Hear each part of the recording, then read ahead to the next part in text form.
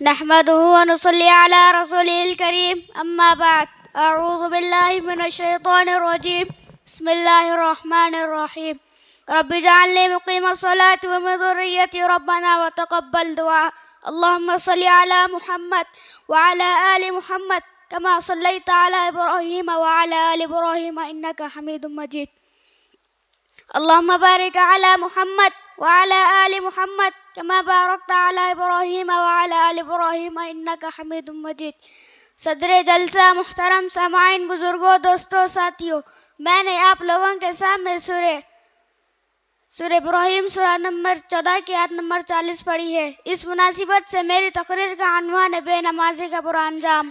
محترم سامعین، اسلام کا دوسرا اہم ارکان نماز ہے. مومنوں کی معراج نماز ہے.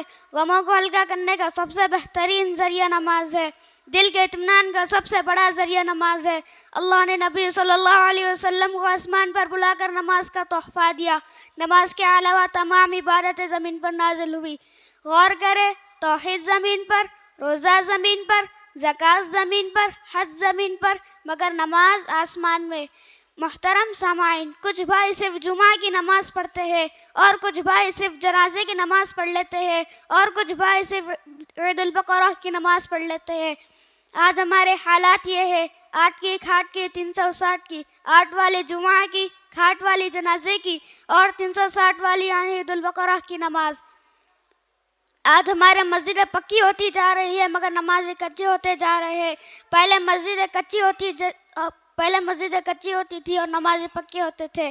اس لیے اقبال نے کہا تھا، مسجد تو بنا لی شب بھر میں ایمان کی حرارت والوں نے، من اپنا پرانا پاپی ہے برسوں میں نمازی بن نہ سکا.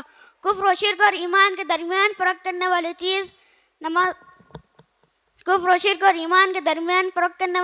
نماز ہے. جو نماز پڑھے وہ مومن ہے، جو نماز نہ پڑھے اپنے آپ کو مومن نہ کہے. سورہ روم سورہ نمبر آیت نمبر 31 وَأَقِيمُوا الصَّلَاةَ وَلَا تَكُونُوا مِنَ الْمُشْرِكِينَ، اور نماز قائم کرو اور مشرکوں میں سے نہ ہو جاؤ. صحیح مسلم کتاب الایمان کتاب نمبر 1 حدیث نمبر 82. عن جابر قال سمعت رسول اللہ صلی اللہ علیہ وسلم یقول بین الشرک والکفر ترک الصلاة.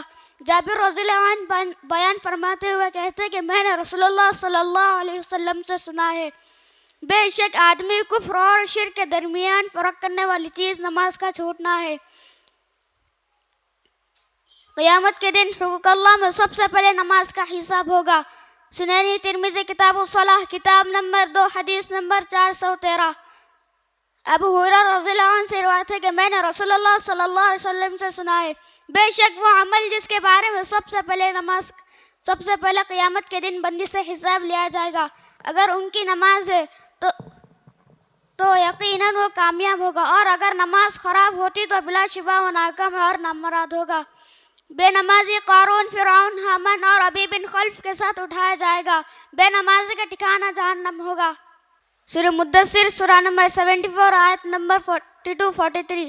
جنتی جہنمی سے پوچھیں گے، ما سلککم فی سقر، تمہیں جہنم میں کون سی چیز لے آئی؟ وہ کہیں گے، قالوا لم نکن من المصلین، ہم نماز پڑھنے والوں میں سے نہیں تھے. اس لیے ہم نماز کی پابندی ضروری کرنی چاہیے تاکہ ہم جہنم سے بچ سکیں. سامعین کرام، نماز پڑھے اس قبل ہماری نماز پڑھی جائے.